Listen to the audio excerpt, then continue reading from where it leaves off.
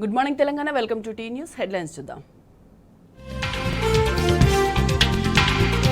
తెలంగాణ సంస్కృతిలో దసరా పండుగకు ప్రత్యేక స్థానం. రాష్ట్ర ప్రజలకు బీఆర్ఎస్ అధినేత కేసీఆర్ శుభాకాంక్షలు. పేదల ఇండ్లను కూల్చడంపైన రేవంత్ సర్కారు మక్కువ. ప్రభుత్వ దవాఖానాల నిర్మాణంపై తీవ్ర నిర్లక్ష్యం. 10 నెలల్లో 73,000 కోట్లకు చేరిన తెలంగాణ అప్పులు. మూసీకి 1,50,000 కోట్లు ఎలా తెస్తారని ప్రశ్నిస్తున్న ప్రజలు. బుల్డోజర్ భయంతో ఇండ్లు, ప్లాట్ల కొనుగోలు డౌన్. సెప్టెంబర్లోనూ పడిపోయిన రిజిస్ట్రేషన్ లావాదేవీ.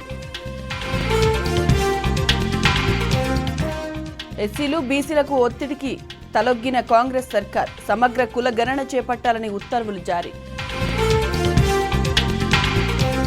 ఇవాళ ఉప్పల్ వేదికగా ఆఖరి టీ20 మ్యాచ్. క్లీన్ స్వీప్ లక్ష్యంగా బరిలోకి దిగనున్న టీమిండియా.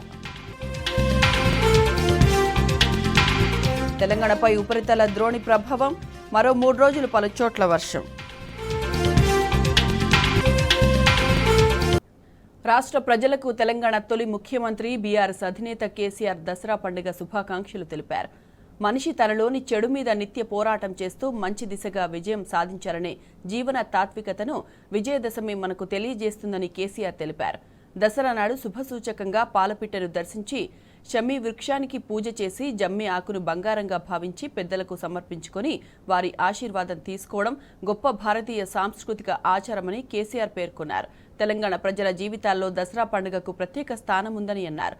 అలాయ్ బలాయ్ తీసుకుని పరస్పర ప్రేమాభిమానాలను పంచుకోవడం ద్వారా ప్రజల నడుమ సామాజిక సామరస్యం పరిడవిల్లుతుందని కేసీఆర్ అన్నారు. ప్రజలు తాము నిర్వర్తించే వృత్తులకు సంబంధించిన ఉత్పత్తి పరికరాలకు, వినియోగించే వాహనాలకు ఆయుధ పూజ చేసి గౌరవించుకునే గొప్ప సంప్రదాయం దసరా ప్రత్యేకతగా కేసీఆర్ చెప్పారు. పాలపిట్టను రాష్ట్ర పక్షిగా, జమ్మి చెట్టును రాష్ట్ర వృక్షంగా గుర్తించడంతో పాటు దసరా పండుగ విశిష్టతను చాటే దిశగా నాటి బీఆర్ఎస్ ప్రభుత్వం 10 ఏళ్ల పాలనలో పలు కార్యక్రమాలు చేపట్టిందని కేసీఆర్ గుర్తు చేశారు. తాము ఎంచుకున్న సమున్నత లక్ష్యాలను చేరుకుని విజయం సాధించేలా ప్రజల జీవితాల్లో వెలుగులు నిండాలని దసరా సందర్భంగా కేసీఆర్ ప్రార్థించారు. ప్రభుత్వాలు ప్రజలకు అవసరమైన నిర్మాణాలు చేపట్టాలి. స్కూళ్లు, దవాఖానాలు, రోడ్లు, పోలీస్ స్టేషన్లు, ప్రభుత్వ కార్యాలయాలు ఇలా ప్రజలు కోరుకునే ప్రజోపయోగ పనులపై దృష్టి పెట్టాలి. కానీ సీఎం రేవంత్ రెడ్డి ప్రభుత్వం మాత్రం నిర్మాణాత్మక పనులు వదిలిపెట్టి సుందరీకరణపై దృష్టి పెట్టింది. దీనిపై రాజకీయ విశ్లేషకులు, ఆర్థిక నిపుణులు విస్మయం వ్యక్తం చేస్తున్నారు. బీఆర్ఎస్ పాలనలో రాష్ట్రం అప్పుల్లో మునిగిపోయిందంటూ ప్రచారం చేసి అధికారంలోకి వచ్చిన తర్వాత ఆదాయ మార్గాలు అన్వేషించాల్సింది పోయి 1,50,000 కోట్ల అప్పులు తెలంగాణ బిడ్డల మీద పెట్టేందుకు సిద్ధమైందని విమర్శిస్తున్నారు. పేదల గుడిసెలు పీకేసి మధ్యతరగతి ప్రజలు ఇటుకా పోగేసి కట్టుకున్న ఇండ్లను కూల్చేసి వేలాది మంది ఉద్యోగుల జీవితకాల కష్టాన్ని మూసీలో జలస్థాపితం చేస్తూ ప్రభుత్వం అత్యవసరంగా ఈ సుందరీకరణ రాగం ఎందుకు ఎత్తుకున్నట్టు అనేది $1 మిలియన్ ప్రశ్నగా మారిందని అంటున్నారు. ఇప్పటికిప్పుడు మూసీ సుందరీకరణను తెరమీదికి ఎందుకు తెచ్చారనే అనుమానాలు అందరిలో వ్యక్తమవుతున్నాయి. కాంగ్రెస్ పార్టీ మేనిఫెస్టోలో ఈ ప్రాజెక్టు లేదు. రేవంత్ రెడ్డి కూడా ప్రచారంలో ఎక్కడా ప్రస్తావించలేదు. రాహుల్ గాంధీనో, ప్రియాంక గాంధీనో హామీ ఇవ్వలేదని రాజకీయ విశ్లేషకులు గుర్తు చేస్తున్నారు. మరి హఠాత్తుగా తెరమీదికి తెచ్చి బుల్డోజర్లను ప్రయోగించి వివాదాస్పద కంపెనీకి పనులు కట్టబెట్టి నానా యాగి ఎందుకు చేస్తున్నారనేది అర్థం కావడం లేదని అంటున్నారు.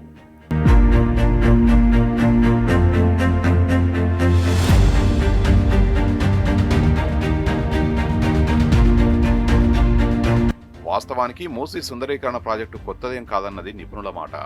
ఉమ్మడి రాష్ట్రంలో 1990వ దశకం నుంచి మూసీ సుందరీకరణకు నదీ పరివాహకంలోని ఆక్రమణలు ఖాళీ చేయించేందుకు అనేక ప్రయత్నాలు జరిగాయని అంటున్నారు. ప్రభుత్వాలు 100 కోట్ల రూపాయలు ఖర్చు చేశాయని, అయినా పూర్తి కాలేదన్నారు. ఇటీవల కాంగ్రెస్ నేత కేవీపీ రామచంద్రరావు సీఎం రేవంత్ రెడ్డికి రాసిన లేఖలోనూ ఈ విషయాన్ని ప్రస్తావించారని చెబుతున్నారు. వైఎస్ రాజశేఖర్ రెడ్డి ముఖ్యమంత్రిగా ఉన్న సమయంలోనూ మూసీ సుందరీకరణ ప్రాజెక్టు చేపట్టాలని అనుకున్నారని, అయితే ఆర్థిక భారం నుంచి ఆలోచించి వెనక్కి తగ్గారని చెప్పారు. అంటే ఉమ్మడి రాష్ట్రమే మోయలేనంత ఆర్థిక భారాన్ని తెలంగాణ నెత్తిమీద మోపేందుకు సీఎం రేవంత్ రెడ్డి ప్రభుత్వం ప్రయత్నిస్తున్నదని ఆగ్రహం వ్యక్తం చేస్తున్నారు. ప్రజలకు ఆర్థిక భారం కావద్దని నాటి కాంగ్రెస్ భావిస్తే రాష్ట్రం ఆగమైనా సరే మా ప్రయోజనాలే ముఖ్యమని రేవంత్ కాంగ్రెస్ భావిస్తున్నదని విమర్శిస్తున్నారు.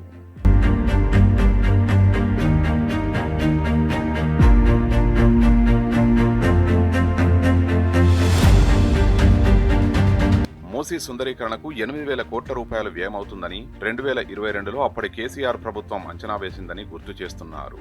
ఇప్పుడు ఆ వ్యయం ఏకంగా 19 రెట్లు పెరిగి 1,50,000 కోట్ల రూపాయలకు చేరిందని నిపుణులు విశ్లేషిస్తున్నారు. ఈ స్థాయిలో ఎందుకు పెరిగిందో అర్థం కావడం లేదని అంటున్నారు. పైగా రాష్ట్రానికి స్థిరంగా మంచి ఆదాయం వచ్చి మిగులు బడ్జెట్ ఉన్నప్పుడే సుందరీకరణ వంటి పనులు చేపడుతుంటారని ఆర్థిక నిపుణులు చెబుతున్నారు. కానీ ప్రస్తుతం రాష్ట్రానికి రాబడి రోజురోజుకు తగ్గుతున్నదని స్పష్టం చేస్తున్నారు. స్టాంపులు, రిజిస్ట్రేషన్ల శాఖ ఆదాయం 2 నెలలుగా 20 నుండి 30% తగ్గుతుండడమే ఇందుకు నిదర్శనమన్నారు. మరోవైపు అధికారంలోకి వచ్చిన తొలి 10 నెలల్లోనే కాంగ్రెస్ ప్రభుత్వం 73,000 కోట్ల రూపాయల వరకు అప్పులు చేసిందని గుర్తు చేస్తున్నారు. ఇలాంటి సమయంలో ప్రపంచంలోనే అత్యంత ఖరీదైన రివర్ ఫ్రంట్ ప్రాజెక్టుగా భావిస్తున్న మూసీ సుందరీకరణకు 1,50,000 కోట్ల రూపాయల నిధులు ఎక్కడి నుంచి తీసుకొస్తారని ప్రశ్నిస్తున్నారు. ప్రపంచ బ్యాంకు, జైకా తదితర అంతర్జాతీయ రుణ సంస్థల నుంచి నిధులు సమీకరిస్తామని ప్రభుత్వం చెప్తున్నదని, అయితే ఆయా సంస్థలు 1,00,000 కొర్రీలు, షరతులు విధిస్తాయని చెప్తున్నారు. వాటి నిబంధనలకు తలొగ్గి వాళ్లు చెప్పినట్టల్లా తలాడిస్తూ సుందరీకరణ చేపట్టాల్సిన అవసరం ఏమొచ్చిందని ప్రశ్నిస్తున్నారు.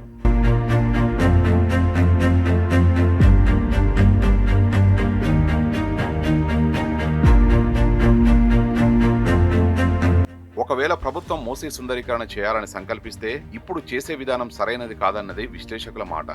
ముందుగా నీటిని శుద్ధి చేసి ఆ తర్వాత సుందరీకరణ చేయాలని, మొదట మూసీ పరివాహకంలో ఉన్న పేదలకు ప్రత్యామ్నాయం చూపెట్టి ఆ తర్వాత కూల్చివేతలు జరపాల్సి ఉంటుందని చెప్తున్నారు. కానీ రేవంత్ రెడ్డి ప్రభుత్వం మొదలు చేయాల్సిన పనుల్ని వదిలిపెట్టి కేవలం కూల్చివేతలపై దృష్టి పెట్టడం వెనుక మతలబు ఏమిటని అనుమానాలు వ్యక్తం చేస్తున్నారు. మూసీలో మానవ వ్యర్థాలతో పాటు పారిశ్రామిక రసాయనాలు కలవడం నిత్యకృత్యమని గుర్తు చేస్తున్నారు. ఆయా వ్యర్థాలు, రసాయనాల్ని నదిలో కలవనీయకుండా ఉంచుతూ సీవరేజీ వ్యవస్థను ఖచ్చితంగా నిర్వహిస్తేనే మూసీ శుద్ధి సాధ్యమవుతుందని చెబుతున్నారు. కానీ రేవంత్ ప్రభుత్వం నీళ్ల శుద్ధి గురించి ఇప్పటి వరకు ఒక్క ముక్క కూడా మాట్లాడడం లేదని మండిపడుతున్నారు. ఇక మూసీ పరివాహకంలోని ఇండ్లను ఖాళీ చేయాలన్నా, ప్రజల్ని తరలించాలన్నా చట్టంలో కొన్ని నిబంధనలు ఉన్నాయని, వాటిని పూర్తిగా ఉల్లంఘిస్తున్నారని మేధావులు, ప్రజా సంఘాలు ఆరోపిస్తున్నాయి. ముందుగా నోటీసులు ఇవ్వడం, వారికి ప్రత్యామ్నాయం చూపించడం వంటివి చేసిన తర్వాతే కూల్చివేతలు జరపాల్సి ఉంటుందన్నారు. కానీ ప్రభుత్వం ఏకంగా రెడ్ మార్కింగ్ చేసి బుల్డోజర్లు తెచ్చి కూల్చేస్తున్నదని ఆవేదన వ్యక్తం చేస్తున్నారు. ఓ పద్ధతి పాడు లేదా అంటూ మండిపడుతున్నారు. నిబంధనలన్నీ తుంగలో తొక్కి ఇల్లు కూల్చాల్సినంత అవసరం ఏమొచ్చిందని ప్రశ్నిస్తున్నారు. మూసీ సుందరీకరణ పేరుతో వేలాది పేదల ఇండ్లను కూల్చివేయడంపై శ్రద్ధ పెట్టిన ప్రభుత్వం, చెరువుల సంరక్షణ పేరుతో హైడ్రా ద్వారా వందలాది పేద, మధ్యతరగతి జీవితాలను రోడ్డున పడేయడంలో చొరవ చూపుతున్న ప్రభుత్వం పేదలకు నాణ్యమైన వైద్యం అందించే దవాఖానాల నిర్మాణంపై మాత్రం తీవ్ర నిర్లక్ష్యం చూపింది. కూల్చడంపై ఉన్న ఆసక్తి నిర్మాణాలపై చూపకపోవడంతో ప్రతిష్టాత్మకంగా చేపట్టిన టిమ్స్ దవాఖానాల నిర్మాణ పనులు ఆగిపోయాయి. చివరి దశకు వచ్చిన వరంగల్ హెల్త్ సిటీ పనులపై ప్రభుత్వం పంతానికి పోవడంతో ఎప్పుడు పూర్తయ్యే అవుతుందోనని పరిస్థితి నెలకొంది.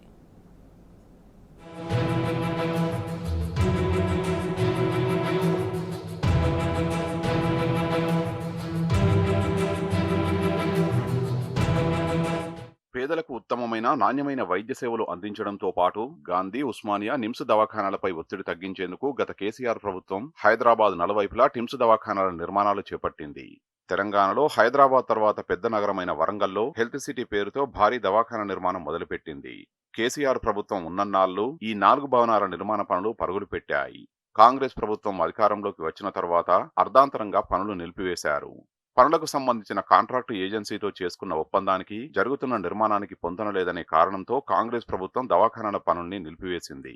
విజిలెన్స్ విచారణకు ఆదేశించింది. దీంతో పాటు కాంట్రాక్టర్లకు చెల్లించాల్సిన 350 కోట్ల రూపాయల బిల్లులు పెండింగ్లో పెట్టింది. వాస్తవానికి కాంట్రాక్టర్ పనులు అప్పగించిన అనంతరం అవసరాలకు అనుగుణంగా గత ప్రభుత్వం డిజైన్లో కొన్ని మార్పులు చేసింది. వివిధ వర్గాల నుంచి వచ్చిన విజ్ఞప్తులు, మారుతున్న వైద్య విధానాలు, సాంకేతిక అంశాలను దృష్టిలో పెట్టుకుని మార్పులు జరిగినట్టు అధికారులు చెప్తున్నారు. అయితే కాంగ్రెస్ ప్రభుత్వం మాత్రం ఇందులో ఏదో మతలబు జరిగిందనే అనుమానంతో పనుల్ని నిలిపివేసిందని అంటున్నారు.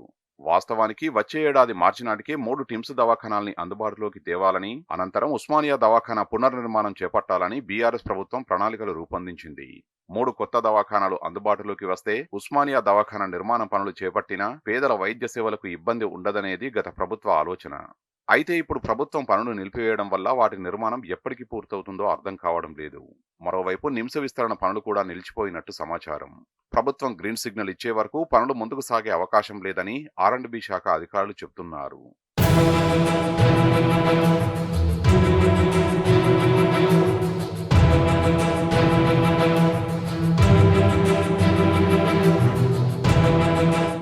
రాష్ట్రంలో ఇప్పటికీ సూపర్ స్పెషాలిటీ సేవలకు దశాబ్దాల క్రితం నిర్మించిన ఉస్మానియా, గాంధీ, నిమ్స్ దవాఖానాలే దిక్కు.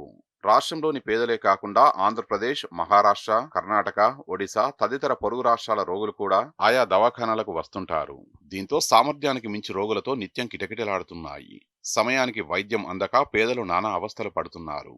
వైద్య సిబ్బంది పనిభారంతో సతమతమవుతున్నారు. ఈ ఇబ్బందుల్ని దూరం చేయడంతో పాటు నగరానికి వచ్చే రోగులు ఎక్కడికక్కడే ఉత్తమ వైద్య సేవలు పొందేలా బీఆర్ఎస్ ప్రభుత్వం 4 టిమ్స్ దవాఖానాల నిర్మాణానికి సంకల్పించింది. 2679 కోట్ల రూపాయల అంచనాతో ఈపీసీ పద్ధతిలో టిమ్స్ దవాఖానాల నిర్మాణం చేపట్టింది. పనులు ప్రారంభమైనప్పటి నుంచి పనులు వేగంగా సాగాయి. కాంగ్రెస్ ప్రభుత్వం అధికారంలోకి వచ్చే నాటికి నిర్మాణాలు దాదాపు సగం పూర్తయ్యాయి. కాంగ్రెస్ అధికారంలోకి రాగానే పనుల్ని ఎక్కడికక్కడ నిలిపివేసింది. మరో ఏడాదిలో అందుబాటులోకి రావాల్సిన భవనాలు ఎప్పుడు పూర్తవుతాయో తెలియని పరిస్థితి.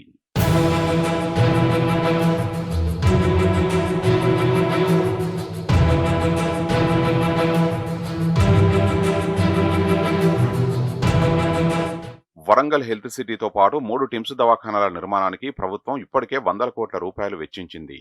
ఇప్పుడు పనులు ఆలస్యం కావడం వల్ల నిర్మాణ వ్యయం పెరుగుతుందని అధికార వర్గాలు ఆందోళన వ్యక్తం చేస్తున్నాయి. వెంటనే పనులు తిరిగి ప్రారంభించి త్వరగా పూర్తి చేస్తే డబ్బు ఆదా అవ్వడంతో పాటు పేదలకు మేలు కలుగుతుందని చెప్తున్నారు. వరంగల్ హెల్త్ సిటీ పనుల్ని మొక్కుబడిగా పరిశీలిస్తున్నారే తప్ప నిధులు మంజూరు చేయడం లేదని చెప్తున్నారు. ఇప్పటికిప్పుడు పేదల గుడిసెల్ని కూల్చి 1,50,000 కోట్ల రూపాయల ప్రాజెక్టులు కట్టే బదులు పేదలకు వైద్యం అందించే దవాఖానాల నిర్మాణాన్ని పూర్తి చేయాలని విజ్ఞప్తి చేస్తున్నారు. ప్రస్తుతం రాష్ట్ర వ్యాప్తంగా సీజనల్ వ్యాధులు విజృంభిస్తున్నాయి. అనధికారికంగా డెంగీ కేసులు 10,000 దాటినట్టు చెప్తున్నారు. మలేరియా, టైఫాయిడ్ వంటి వ్యాధులు కూడా విజృంభిస్తున్నాయి. ఫలితంగా గాంధీ, ఉస్మానియా, నిమ్స్పై విపరీతమైన ఒత్తిడి పెరిగింది. వరంగల్ హెల్త్ సిటీ టిమ్స్ నిర్మాణాలు పూర్తయితే ఇలాంటి ఇబ్బందులు తప్పుతాయని నిపుణులు చెప్తున్నారు. ప్రభుత్వం పంతానికి పోకుండా పనులు పూర్తి చేయాలని కోరుతున్నారు.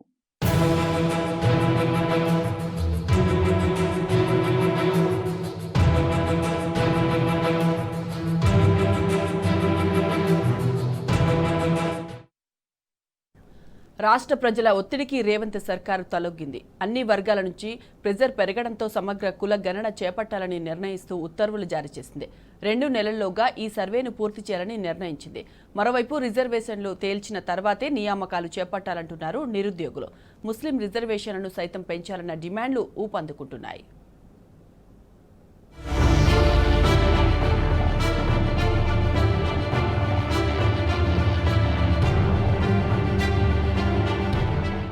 ప్రజా పోరాటాలకు రాష్ట్ర ప్రభుత్వం తలవంచింది. ఎస్సీ, ఎస్టీ, బీసీలతో పాటు నిరుద్యోగుల ఆందోళనలకు రేవంత్ సర్కార్ దిగొచ్చింది. 60 రోజుల్లో సమగ్ర కులగణన పూర్తి చేయాలని నిర్ణయించింది. రాష్ట్రంలో ప్రతి ఇంటికి వెళ్లి బీసీ, ఎస్సీ, ఎస్టీ కులాల వారీగా సామాజిక, ఆర్థిక, విద్య, ఉద్యోగ, రాజకీయ రంగాలపై సర్వే సమగ్రంగా చేపట్టాలని ఆదేశిస్తూ సిఎస్ శాంతికుమారి శుక్రవారం ఉత్తర్వులు జారీ చేశారు. ఫిబ్రవరి 4న మంత్రివర్గం తీసుకున్న నిర్ణయాల ప్రకారం ఆయా వర్గాల ప్రాతినిధ్యాన్ని పెంచడానికి సర్వే చేపట్టనున్నట్లు తెలిపారు. సర్వే నిర్వహణకు ప్లానింగ్ డిపార్ట్మెంట్ను నోడల్ డిపార్ట్మెంట్ను నియమించారు. ఈ సర్వేను 60 రోజుల్లో పూర్తి చేయాలని సూచించారు. ఇందుకు అవసరమైన అన్ని చర్యలు తీసుకోవాలని ప్లానింగ్ డిపార్ట్మెంట్ను ఆదేశించారు.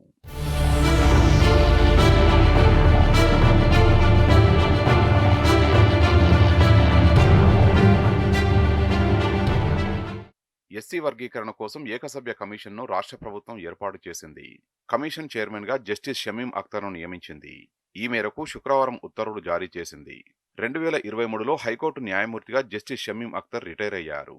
ఈ కమిషన్ ఎస్సీ కేటగిరీల్లో సబ్ కేటగిరీ జాతులపై సమగ్రంగా అధ్యయనం చేసి ప్రభుత్వానికి నివేదిక సమర్పించనున్నది. కాగా ఎస్సీలో ఉపవర్గీకరణకు అనుకూలంగా సుప్రీంకోర్టు ఆగస్టు 1న తీర్పు వెలువరించింది. ప్రభుత్వాలకే వర్గీకరణ అధికారం ఉంటుందని స్పష్టం చేసింది. ఇటు అత్యున్నత న్యాయస్థానం తీర్పుపై రాష్ట్ర సర్కారు హర్షం ప్రకటించింది. అసెంబ్లీలో సీఎం రేవంత్ రెడ్డి ప్రత్యేక ధన్యవాద తీర్మానం సైతం ప్రవేశపెట్టారు. దీంతో ఎస్సీ ఉపవర్గీకరణకు ప్రభుత్వం చర్యలు చేపడుతుందని మాదిగలు ఆశించారు. కానీ నెలలు గడుస్తున్నా ఒక్క అడుగు ముందుకు వేయకపోవడంతో కంగుతిన్నారు. రాష్ట్ర వ్యాప్తంగా ఎంఆర్పీఎస్ ఆధ్వర్యంలో ఆందోళనలు చేపట్టారు. రౌండ్ టేబుల్ సమావేశాలు నిర్వహించారు. ప్రభుత్వంపై ఒత్తిడి రావడంతో కేబినెట్లో చర్చ, మంత్రి ఉత్తమ్ ఆధ్వర్యంలో కేబినెట్ సబ్ కమిటీని ఏర్పాటు చేశారు.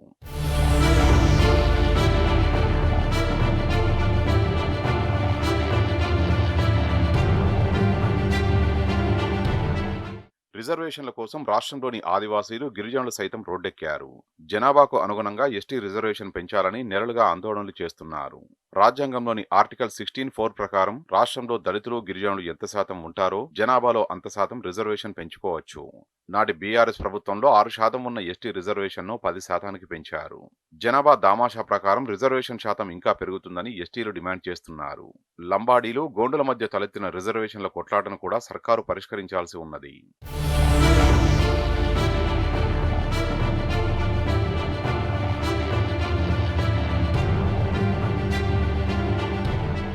రాష్ట్రంలో అత్యధిక జనాభా ఉన్న తమకు విద్య, ఉద్యోగ, రాజకీయ రంగాల్లో న్యాయమైన వాటా దక్కడం లేదని బీసీలు ఆందోళన చేపట్టారు. బీసీల రిజర్వేషన్ను తేల్చిన తర్వాతే స్థానిక సంస్థల ఎన్నికలకు వెళ్లాలని బీసీ సంఘాల నేతలు పెద్ద ఎత్తున ఉద్యమాలు చేపట్టారు. తక్షణమే బీసీ గణన చేపట్టాలని అల్టిమేటం జారీ చేశారు. సుప్రీంకోర్టు సైతం ఇందుకు అనుగుణంగా తీర్పు ఇచ్చింది. ఈ నేపథ్యంలో రిజర్వేషన్లలో బీసీల వాటా తేల్చాలని డిమాండ్ మరింత పెరిగింది. పెద్ద ఎత్తున రౌండ్ టేబుల్ సమావేశాలు నిర్వహించి చర్చలు జరిపారు. ప్రభుత్వానికి వినతి పత్రాలు సమర్పించారు. బీసీల ఒత్తిడితో నిరంజన్ ఆధ్వర్యంలో బీసీ కమిషన్ వేసి చేతులు దులుపుకున్నది సర్కార్.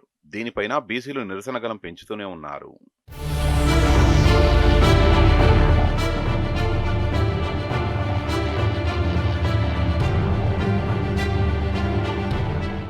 ముస్లింలు సైతం తమ జనాభాకు అనుగుణంగా రిజర్వేషన్ పెంచాలని డిమాండ్ చేస్తున్నారు.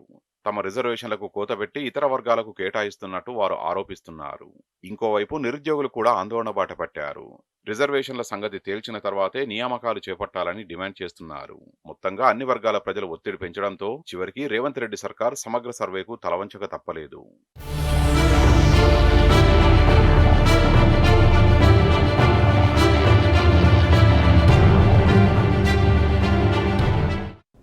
ధాన్యం కొనుగోళ్లపై కాంగ్రెస్ సర్కారుకు ముందు చూపు కరవైంది.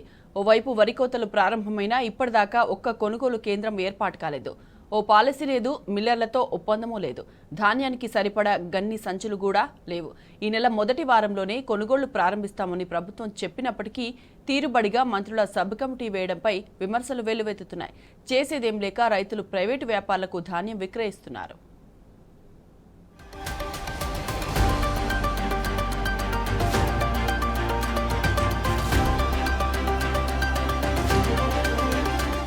రాష్ట్రంలోని కొన్ని జిల్లాల్లో వరి కోతలు మొదలైన కొనుగోళ్లపై స్పష్టత కరువైంది. అక్టోబర్ మొదటి వారంలోనే ధాన్యం కొనుగోలు ప్రారంభిస్తామని చెప్పిన రేవంత్ సర్కార్ ఇప్పటి వరకు కనీసం ఒక్క కొనుగోలు కేంద్రాన్ని కూడా ఏర్పాటు చేయలేదు. మిల్లర్ల సహాయ నిరాకరణ, ఏర్పాట్లలో అధికారుల వైఫల్యంతో వానాకాలం ధాన్యం కొనుగోళ్లపై ప్రభావం పడుతున్నది. 2 నెలల ముందే సిద్ధం చేయాల్సిన కొనుగోళ్ల పాలసీని ఇప్పటికీ ఖరారు చేయకపోవడంపై ప్రభుత్వ పౌర సరఫరాల సంస్థ నిర్లక్ష్యానికి పరాకాష్ఠగా నిలుస్తున్నది. ఇది ఎటు దారితీస్తుందో అనే ఆందోళన రైతుల్లో వ్యక్తమవుతున్నది. మిల్లర్లు ప్రభుత్వం పంతానికి పోతుండడంతో రైతుల పరిస్థితి ఇబ్బందిగా మారింది. ఈ సీజన్లో రాష్ట్ర వ్యాప్తంగా 7,000కు పైగా కొనుగోలు కేంద్రాలు ఏర్పాటు చేసి సుమారు 91 లక్షల టన్నుల ధాన్యం కొనుగోలు చేయాలనేది ప్రభుత్వ లక్ష్యం. గత వానాకాలంలో 47 లక్షల టన్నులు, యాసంగిలో 48 లక్షల టన్నుల ధాన్యం కొనుగోలుకే ఆపసోపాలు పడిన ప్రభుత్వం ఇప్పుడు 91 లక్షల టన్నులు ఏ విధంగా కొనుగోలు చేస్తుందనే సందేహాలు వ్యక్తమవుతున్నాయి.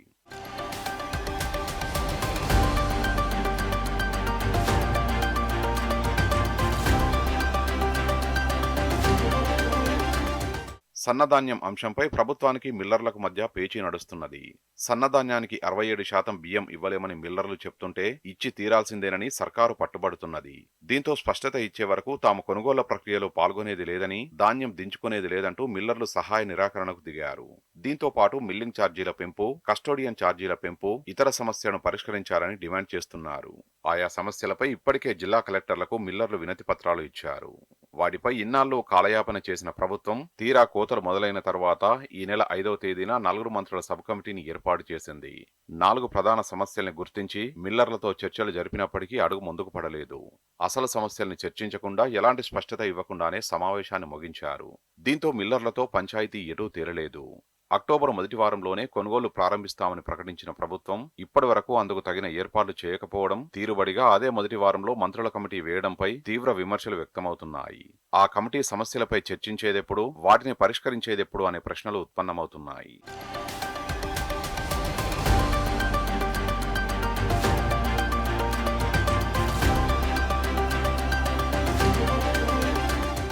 పౌర సరఫరాల సంస్థ అధికారుల నిర్లక్ష్యం, వైఫల్యము రైతులకు శాపంగా మారింది. ధాన్యం కొనుగోళ్లకు ఇప్పటిదాకా కనీస ఏర్పాట్లు చేయకపోవడంపై విమర్శలొస్తున్నాయి. అసలు ధాన్యం కొనుగోళ్ల పాలసీని ఖరారు చేయకుండానే ఎలా ధాన్యం కొనుగోలు చేస్తారనేది $1 మిలియన్ ప్రశ్న. అటు కొనుగోళ్లకు అవసరమైన గన్ని సంచుల్ని కూడా అధికారులు అందుబాటులో ఉంచలేదు. సుమారు 7 కోట్ల పాత గన్ని సంచుల కొనుగోలు కోసం ఈ నెల 5న నోటిఫికేషన్ జారీ చేశారు. ఈ విధంగా మొదటి వారంలోనే కొనుగోలు ప్రారంభిస్తామని ప్రకటించిన ప్రభుత్వం ఆలోపే పాలసీని, గన్ని సంచుల్ని సిద్ధం చేయకపోవడం, మిల్లర్ల సమస్యలను పరిష్కరించకపోవడం వరి కోతలు మొదలుపెట్టిన రైతులకు శాపంగా మారుతున్నది. ప్రభుత్వ కొనుగోలు కేంద్రాలు ప్రారంభం కాకపోవడం, కొనుగోళ్లపై స్పష్టత లేకపోవడంతో కొందరు రైతులు తప్పనిసరి పరిస్థితుల్లో ప్రైవేటు వ్యాపారులకు ధాన్యాన్ని విక్రయిస్తున్నారు.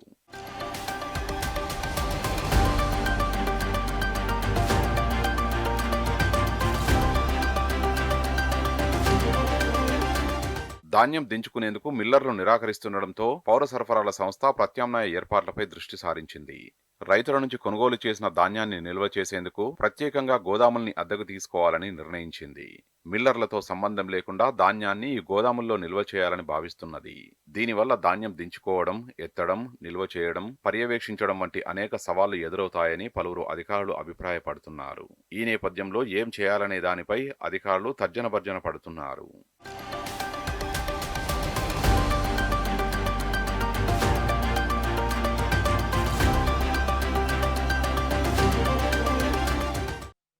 రాష్ట్రంలో హైడ్రా ప్రకంపనలు కొనసాగుతూనే ఉన్నాయి. బుల్డోజర్ల భయానికి 2 నెలలుగా రాష్ట్రంలో రియల్ ఎస్టేట్ రంగం చిగురుటాకులా వణుకుతోంది.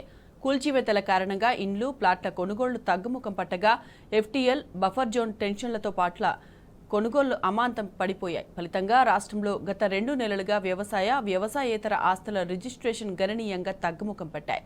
రాష్ట్ర ఖజానాపై హైడ్రా ఓ బాంబులా పరిణమించిందని స్టాంపులు, రిజిస్ట్రేషన్ శాఖల వర్గాలు సైతం ఆందోళన వ్యక్తం చేస్తున్నాయి.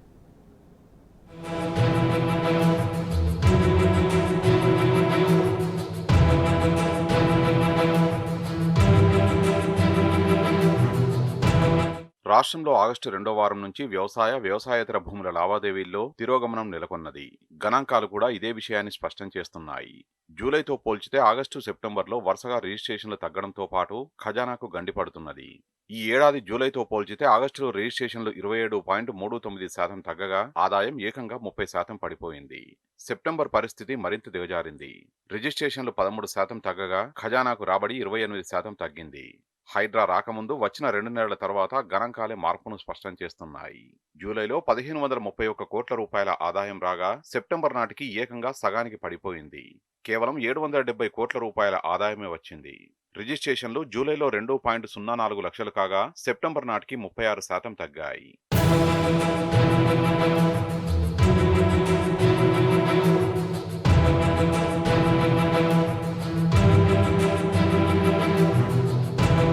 ప్రస్తుతం రాష్ట్రంలో ఎఫ్టీఎల్, బఫర్ జోన్ ఫోబియా పట్టుకున్నదని రియల్ ఎస్టేట్ వ్యాపారులు వాపోతున్నారు. ఒకప్పుడు కొనుగోలుదారులు వెంచర్లకు, అపార్ట్మెంట్లకు, ఇండ్లకు అన్ని ప్రభుత్వ శాఖల నుంచి అనుమతులు ఉంటే నమ్మకంగా రిజిస్ట్రేషన్ చేయించుకునేవారని చెప్తున్నారు. కానీ ఇప్పుడు ఏ ఇల్లు, ఫ్లాట్, స్థలానికి సంబంధించి అన్ని అనుమతి పత్రాలు చూపినా నమ్మడం లేదని అంటున్నారు. చెరువుకు ఎంత దూరంలో ఉన్నది, ఎఫ్టీఎల్ పరిధి ఎంతవరకు, బఫర్ జోన్ కిందికి వస్తుందా, హైడ్రా కూల్చేస్తుందా అంటూ 1కి 100 సార్లు చెక్ చేసుకుంటున్నారని చెప్తున్నారు. ముఖ్యంగా గ్రేటర్ పరిధిలో ఆస్తులు కొనుగోలు చేసే వారిలో ఈ భయాలు ఎక్కువగా ఉన్నాయని తెలిపారు. వాస్తవానికి హైడ్రా ఔటర్ రింగ్ వరకు మాత్రమే పరిమితమని ప్రభుత్వం చెప్తున్నది.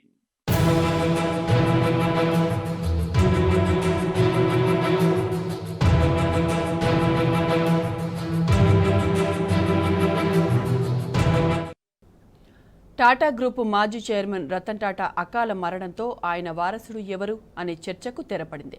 టాటా ట్రస్ట్ చైర్మన్గా ఆయన సవతి సోదరుడు నోయల్ టాటాను ఏకగ్రీవంగా ఎన్నుకున్నారు. నాయకత్వంపై సుదీర్ఘంగా చర్చించిన టాటా ట్రస్ట్ సభ్యులు చివరకు నోయల్ను ఖరారు చేశారు. మరి ఇంతకీ ఈ నోయల్ టాటా ఎవరు? రతన్ టాటాకి ఏమవుతారు? టాటా ట్రస్ట్ చైర్మన్గా నోయల్ను ఎందుకు ఎన్నుకున్నారు? చూద్దాం.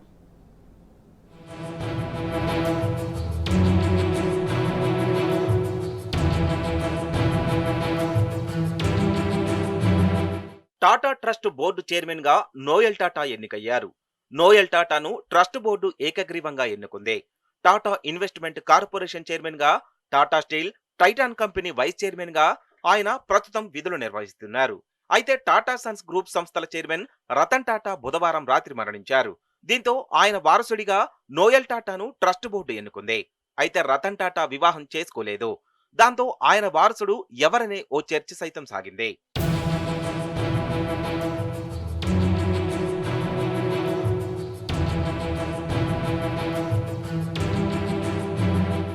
రతన్ టాటా తండ్రి నావెల్ టాటా, సైమన్ టాటాల కుమారుడే నోయల్.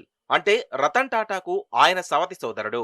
1957లో జన్మించిన నోయల్ ససెక్స్ విశ్వవిద్యాలయం నుంచి డిగ్రీని అందుకున్నారు. ఇన్సీడ్ లోను ఇంటర్నేషనల్ ఎగ్జిక్యూటివ్ ప్రోగ్రామ్ ను కూడా పూర్తి చేశారు. Trent Voltas Tata investment corporation chairman గా, Tata steel, Titan company limited vice chairman పదవులు సహా పలు టాటా గ్రూప్ కంపెనీల బోర్డులలో కీలక బాధ్యతలు నిర్వర్తించారు. అలాంటి వేళ రతన్ టాటా సవతి సోదరుడు నోయల్ పేరు వినిపించింది. ఆయనకు ముగ్గురు పిల్లలు మాయా టాటా, నెవిల్లే టాటా, లేహ్ టాటాలు ఉన్నారు. వారు సైతం టాటా సంస్థల్లో కీలకంగా వ్యవహరిస్తున్నారు.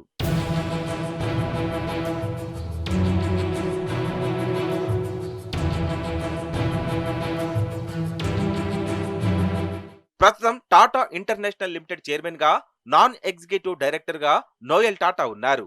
దీనికి ముందు ఆయన ట్రెంట్ లిమిటెడ్ మేనేజింగ్ డైరెక్టర్ గా పనిచేశారు. కంపెనీ విస్తరణకు ఎనలేని కృషి చేశారు. ప్రస్తుతం సర్ దొరాబ్జీ టాటా ట్రస్ట్ కు 11వ చైర్మన్ గా, సర్ రతన్ టాటా ట్రస్ట్ కు 6వ చైర్మన్ గా బాధ్యతలు చేపట్టనున్నారు. ఆయన నాయకత్వంలో ట్రస్టులు అభివృద్ధి చెంది వారి లక్ష్యాలను ముందుకు తీసుకెళ్తారనే ఆశాభావం వ్యక్తమవుతుంది. సర్ జంషెడ్ జీ టాటా టాటా గ్రూప్ ను ఏర్పాటు చేసి తొలుత ఆయన టెక్స్టైల్స్, స్టీల్ రంగాల్లో ప్రవేశించారు. ఆయన భార్య హీరాబాయి దాదో. వారికి దొరాబ్జీ టాటా, ధుంబాయి టాటా, సర్ రతన్ టాటా ముగ్గురు పిల్లలున్నారు.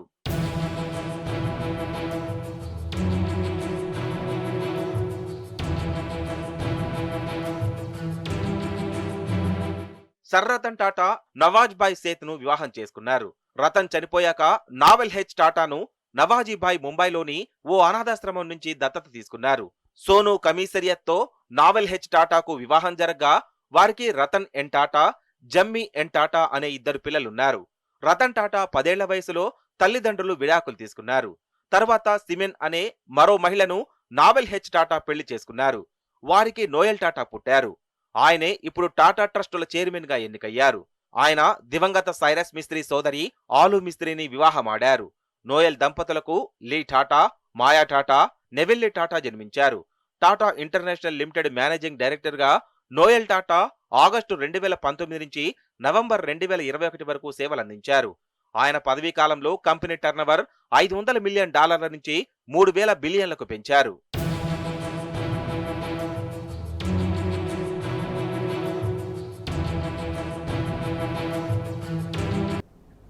బంగాళాఖాతంలో అల్పపీడన ద్రోణి ప్రభావంతో రాగల 3 రోజులు రాష్ట్రంలో వర్షాలు కురిసే అవకాశం ఉందని హైదరాబాద్ వాతావరణ కేంద్రం తెలిపింది.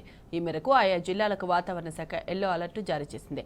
ద్రోణి ప్రభావంతో రేపు ఆదిలాబాద్, ఆసిఫాబాద్, మంచిర్యాల, నిర్మల్, భూపాలపల్లి, ములుగు, కొత్తగూడెం, ఖమ్మం, నల్లగొండ, సూర్యాపేట, మహబూబాబాద్, వరంగల్, హన్మకొండ, మహబూబ్ నగర్, నాగర్ కర్నూల్, వనపర్తి జిల్లాలో వానలు పడతాయని హెచ్చరించింది. ఆదివారం ఆదిలాబాద్, ఆసిఫాబాద్, మంచిర్యాల, నిర్మల్, నల్లగొండ, సూర్యాపేట, మహబూబ్ నగర్, నాగర్ కర్నూల్, వనపర్తి, నారాయణపేట, జోగులాంబ, గద్వాల జిల్లాలో వర్షాలు పడతాయని చెప్పింది.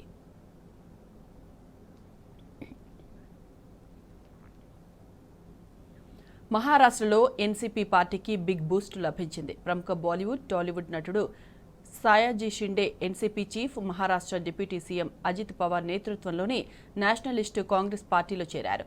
అజిత్ పవార్ సాయాజీ షిండేను కండువా కప్పి పార్టీలోకి ఆహ్వానించారు. మరికొన్ని నెలల్లో మహారాష్ట్ర అసెంబ్లీ ఎన్నికలు జరగనున్నాయి. దీంతో ఈ ఎన్నికల్లో షిండే పోటీ చేసే అవకాశం ఉందనే ఊహాగానాలు వినిపిస్తున్నాయి.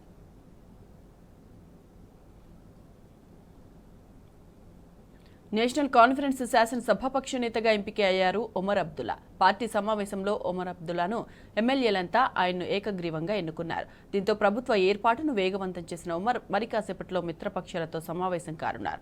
అనంతరం రాజ్భవన్ వెళ్లి గవర్నరు కలవనున్నారు. ఇక ఆదివారం లేదా సోమవారం ముఖ్యమంత్రిగా ప్రమాణ స్వీకారం చేయనున్నట్లు తెలుస్తోంది.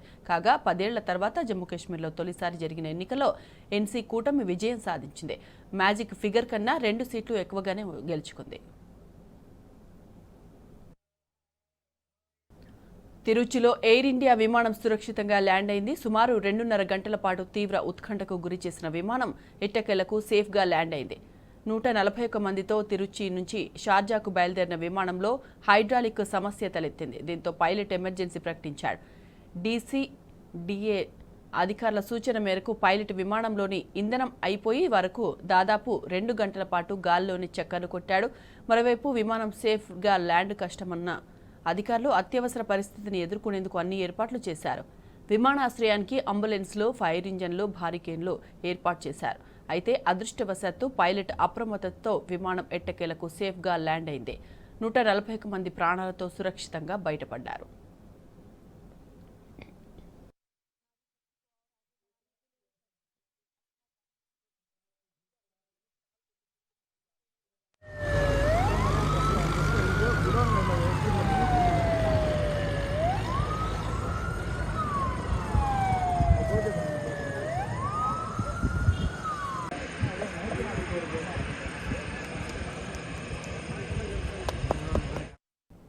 తమిళనాడులోని చెన్నై శివార్లో రైలు ప్రమాదం చోటు చేసుకుంది. తిరువళ్లూరు సమీపంలోని కావరిపేట వద్ద ఆగి ఉన్న గూడ్స్ రైలును ఎక్స్ప్రెస్ రైలు ఢీకొట్టింది. ఈ ప్రమాదంలో ఎక్స్ప్రెస్ రైలుకు సంబంధించి 2 బోగీలు దగ్ధమయ్యాయి. మంటలు చెలరేగడంతో పలువురు ప్రయాణికులు గాయపడినట్లు రైల్వే పోలీసులు తెలిపారు. గూడ్స్ రైలును ఢీకొట్టిన రైలును మైసూర్ దర్భంగా ఎక్స్ప్రెస్ రైలుగా గుర్తించారు. పట్టాలపై నిలబడి ఉన్న గూడ్స్ రైలును అతి వేగంతో వచ్చిన ఎక్స్ప్రెస్ రైలు వెనుక నుంచి వచ్చి ఢీకొట్టడంతో ఈ ప్రమాదం జరిగినట్లు పోలీసులు నిర్ధారించారు. ఈ ప్రమాద ఘటనలో పలు బోగీలు పట్టాలు తప్పాయి. ఘటనా స్థలంలో రైల్వే అధికారులు, పోలీసులు సహాయక చర్యలు చేపట్టారు. బాధితులను సమీప ఆసుపత్రులకు తరలించారు.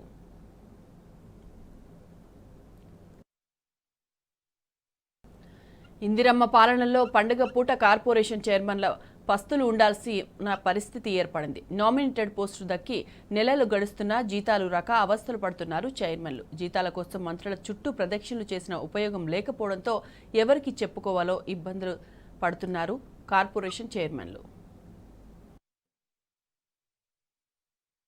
కాంగ్రెస్ పార్టీ రాష్ట్రంలో 10 ఏళ్ల తర్వాత అధికారంలోకి వచ్చింది. కష్టకాలంలో పార్టీ కోసం పనిచేసి పవర్లోకి రావడానికి కృషి చేసిన నేతలు చాలా మంది పదవులు ఆశించారు. అయితే మొదటి విడతలో 37 మందిని కార్పొరేషన్ చైర్మన్లుగా ప్రకటించింది. పార్లమెంటు ఎన్నికల కోడ్కి ముందే 37 మందిని కార్పొరేషన్ చైర్మన్లుగా ప్రకటించింది ప్రభుత్వం. అయితే కోడ్ రావడంతో వారి నియామక ప్రక్రియ ఆపివేసింది ప్రభుత్వం. ఎన్నికలకు ముందు నామినేటెడ్ పోస్టులు వేయకపోతే పార్లమెంటు ఎన్నికల్లో నష్టం జరుగుతుందని భావించే వారికి అంతర్గతంగా సమాచారం ఇచ్చి అధికారికంగా జీవో విడుదల చేయలేదు. అయితే పార్లమెంటు ఎన్నికల కోడ్ ముగిసినా జీవో రాకపోవడంతో తమకు ఎన్నికల ముందు ప్రకటించిన పోస్టు దక్కుతుందా లేదా అన్న టెన్షన్ ఉత్కంఠ నేతల్లో నెలకొంది. ఎట్టకేలకు ఎన్నికల ముందు ప్రకటించిన 37 కార్పొరేషన్ చైర్మన్లు ప్రకటించారు. అందరూ పదవి బాధ్యతలు చేపట్టారు. ఇంతవరకు బాగానే ఉన్నా ఇక్కడే మొదలైంది అసలు సమస్య. కార్పొరేషన్ పదవి దక్కిన సంతోషం అందరికీ లేదట. రేవంత్ ప్రభుత్వం 37 కార్పొరేషన్లకు చైర్మన్లను నియమించినా ఒకరిద్దరికి మినహా మిగిలిన వారెవరికి వారి కార్పొరేషన్కు సంబంధించిన డెవలప్మెంట్ ఫండ్స్ ఇవ్వడం లేదు. ఫండ్ మాట పక్కన పెడితే అసలు జీతాలకే దిక్కులేదట. చైర్మన్ పదవి దక్కి 4 నెలలు గడుస్తున్నా కనీసం జీతభత్యాలు, విధి విధానాలపై స్పష్టత లేకపోవడంతో వారంతా అసంతృప్తితో రగిలిపోతున్నారు. ఆయా శాఖలకు సంబంధించిన మంత్రుల చుట్టూ ప్రదక్షిణలు చేసినా వారి నుండి రెస్పాన్స్ రాకపోవడంతో ఎవరికి చెప్పుకోవాలో తెలియడం లేదు. పోనీ సీఎం రేవంత్ రెడ్డిని కలిసేందుకు ట్రై చేసినా ముఖ్యమంత్రి అపాయింట్మెంట్ ఇవ్వడం లేదని వాపోతున్నారు. పదవి వచ్చినా సుఖం లేదు అని సన్నిహితులకు చెప్పుకుంటున్నారు. ప్రస్తుతం గాంధీ భవన్లో ఇదే హాట్ టాపిక్ అంటున్నాయి ఆ పార్టీ వర్గాలు. కాంగ్రెస్ అధికారంలోకి వచ్చినాక ఆర్థిక వ్యవస్థను గాడిలో పెట్టాం, ఉద్యోగస్తులకు టైంకి జీతాలు ఇస్తున్నామని చెప్పుకుంటున్న సీఎం రేవంత్ పై సొంత పార్టీ నేతలే విమర్శలు చేస్తున్నారు. సీఎం రేవంత్ పైకి చెప్పేది ఒకటి, లోపల చేస్తున్నది మరోటి అంటూ హస్తం పార్టీ వర్గాలు మండిపడుతున్నాయి. ఇక ముందైనా కార్పొరేషన్ చైర్మన్ పోస్టు దక్కిన నేతల సమస్యలపై సీఎం రేవంత్ దృష్టి సారిస్తారో లేక పోస్టు ఇచ్చామని చేతులు దులుపుకుంటారో తెలియని పరిస్థితి ఏర్పడింది.